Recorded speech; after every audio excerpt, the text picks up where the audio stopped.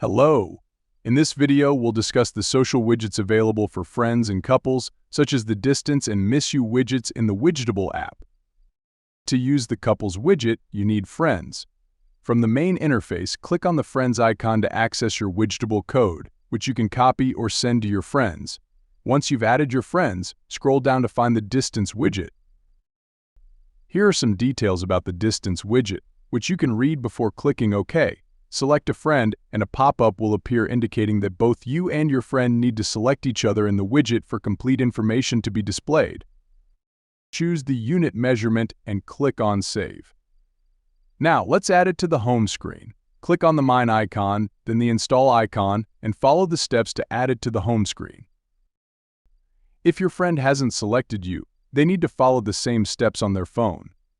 Once both friends have selected each other, the distance will appear on both phones simultaneously, indicating that they are in the same place. For the Miss You widget, the process is similar. Both friends need to select each other and add the widget to the home or lock screen. After that, you can send hearts to express your feelings. If you enjoy our content, please subscribe to support us. Thank you for watching.